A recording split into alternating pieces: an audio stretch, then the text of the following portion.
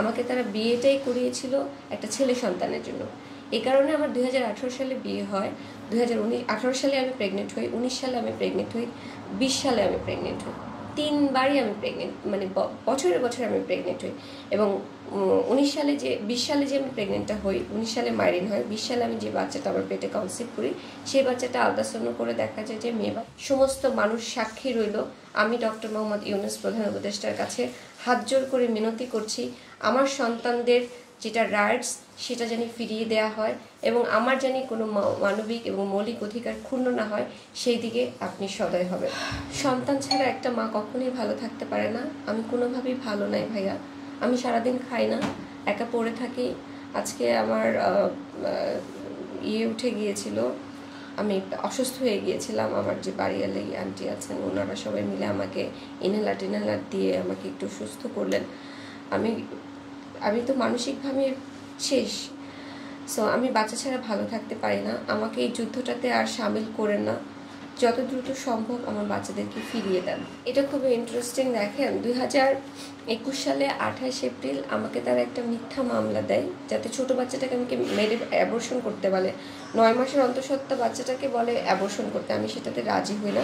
তখন আমাকে অনেক মারধর করে, প্রচণ্ড মারধর করে আমাকে ছাদে ফেলে রাখে।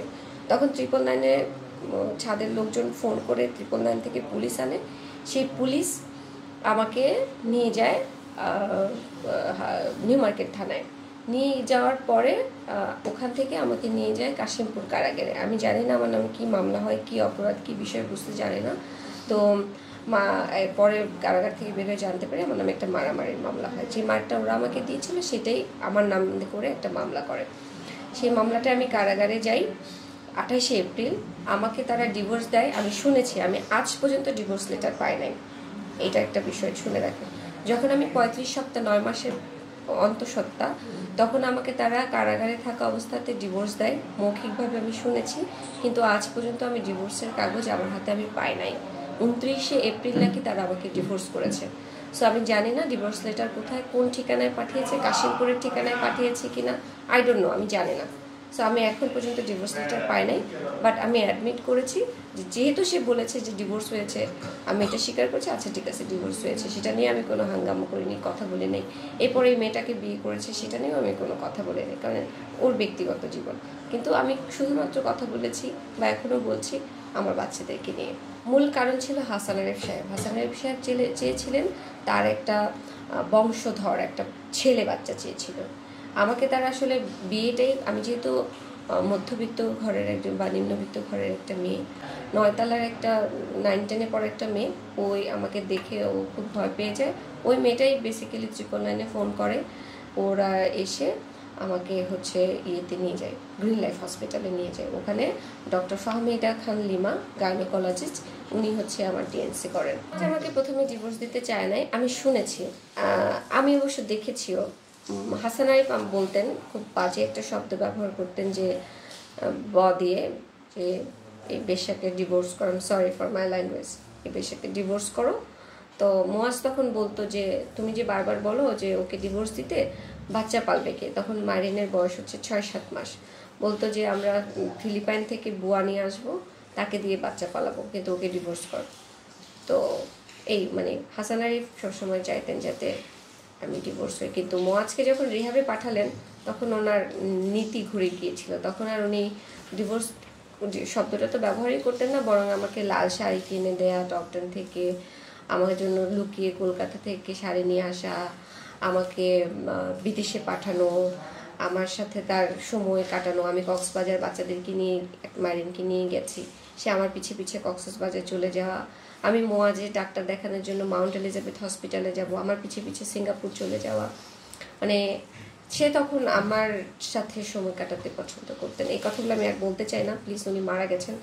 তো এখানে অনেক ব্যাপার আছে, অনেকগুলি নোংরা ব্যাপার আছে, যে কথাগুলো আমি আর প্রকাশ্যে বলতে চাই না। আমার শুধু একটাই টার্গেট, একটাই কথা, একটাই চাওয়া, সেটা হচ্ছে আমার সন্তানদেরকে আমার কাছে ফিরে পাওয়া। এছাড়া আমাকে আর কোনো প্রশ্ন করে বিব্রত করেন না। এইসব প্রশ্ন, এইসব কথা বললে বাচ্চাদের ফিউচারটা আসলে ভালো হবে না। কার কাছ থেকে শুনলেন? দেখেন, একজন স্থানীয় সরকার, একজন এক্স অ্যাটর্নি জেনারেল, একজন সিনিয়র আইনজীবী ইন সুপ্রিম কোর্ট, একজন উপদেষ্টা, তার মুখ থেকে শুনতে হয় আপনাদেরকে বা আমাকে যে আমি একটা ছেলে বাচ্চা চাই, আমার চেয়ারে কে বসবে, আমার চেয়ারে বসার জন্য একটা ছেলে সন্তান লাগবে, আমরা তার মুখ থেকে শুনতে পাচ্ছি। এটা শুধুমাত্র আপনাদের ব্যর্থতা না, এটা আমারও ব্যর্থতা। আমি জুলাই গণঅভ্যুত্থানের একজন আন্দোলনকারী হয়ে আমাকে ধরনের কথা শুনতে হয়, এটা আমারও ব্যর্থতা। দল থেকে সাড়া পাচ্ছি, দল বলছে তারা মানবিক, তারা বলছে যে আপু আপনি আপনার মতো করে আপনার, এটা তো একটা মানবিক বিষয়, এটা তার পলিটিক্যাল কোনো ইস্যুস না।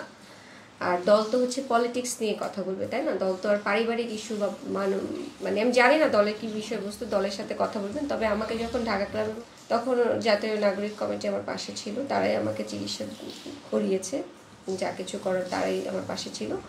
কিন্তু এই মুহূর্তে আমি তাদেরকে কিছু জানাইনি, সত্যি কথা বলতে তাদের কাছে আমি কোনো হেল্প এই মুহূর্তে চাই নাই, বলি নাই কিছু। তো হয়তো বললে কোনো হেল্প পাবো, বাট আমি বলি নাই। আমি শুধু দেখতে চাচ্ছিলাম মানবতার অবস্থাটা কি, আমি মানবিক বিষয়টাই তুলে ধরতে চাচ্ছি। আমি তাদের উদ্দেশ্যে বার্তা দিয়ে লাভ নাই। ওই যে ধর্মে একটা কথা আছে, আমি যেহেতু মুসলিম ধর্মে, যে আল্লাহ তাআলা অন্তরে সিল মেরে দেয়, ওদের অন্তরে সিল মেরে দিয়েছে। সো ওদেরকে কিছু বলে কোনো লাভ নাই। আমি সবার দৃষ্টিতে এবং আমার দৃষ্টিতেও যিনি মহান এবং ভালো মানুষ, কাইন্ড ম্যান, যাকে আমরা মনে করি, আমাদের মাননীয় প্রধান উপদেষ্টা ডক্টর মোহাম্মদ ইউনূস, আমি আপনার দৃষ্টি আকর্ষণ করছি, আমি আপনাকে বলছি, আপনি সারা বিশ্বের কাছে একজন মানবী মানুষ হিসেবে পরিচিত। আপনি কিছুদিন হয়েছে মাত্র আমরাই আপনাকে বসিয়েছি উপদেষ্টার পদে, সেটার সময় বেশি দিন নয়, আপনি মাত্র উপদেষ্টা হয়েছেন, কিন্তু আপনার বেশি পরিচিতি আপনি একজন মানবিক মানুষ। এই পরিচিতিটাই আপনার সারা বিশ্বে বহাল। তো সেই জায়গা থেকে আপনি একজন মানবিক অ্যাজ এ মানুষ হয়ে, আর এখন যেহেতু আপনি একটা সিটে, প্রধান সিটে বসে আছেন, আপনার দৃষ্টিতে যেটা মনে হয় সমীচীন, যেই দিক থেকে আপনার মনে হবে যে এই মেয়েটা ঠিক বলছে, আমি আমি আমি আমার মানবিক অধিকার এবং আমি যে একজন বাংলাদেশি, আমার রাষ্ট্রীয় মৌলিক অধিকার থেকে যে আমাকে বঞ্চিত করা হচ্ছে কিছু পাওয়ারফুল মানুষ, সেই মানুষগুলো যে আমার বাচ্চাগুলোকে আটকে রেখেছে, আমার শিশুদেরকে তাদের যে মানবিক অধিকার এবং রাষ্ট্রীয় মৌলিক অধিকার থেকে তাদেরকেও যে বঞ্চিত করছে, সেই বিষয়ে আপনি অবশ্যই দৃষ্টি দিবেন। আপনার দৃষ্টি আমি কামনা করছি এবং আমি আশা করছি আমি আপনার সামনে যে হাত জোর করে আপনার কাছে চাইছি আমার মৌলিক অধিকার যাতে আমি ফিরে পাই, আপনি আমার এই হাত ফিরিয়ে দিবেন না। এই দেশবাসী সমস্ত মানুষ সাক্ষী রইল, আমি ডক্টর মোহাম্মদ ইউনূস প্রধান উপদেষ্টার কাছে হাত জোর করে মিনতি করছি, আমার সন্তানদের যেটা রাইটস সেটা যেন ফিরিয়ে দেওয়া হয় এবং আমার যেন কোনো মানবিক এবং মৌলিক অধিকার ক্ষুণ্ণ না হয়, সেই দিকে আপনি সদয় হবেন। Thank you.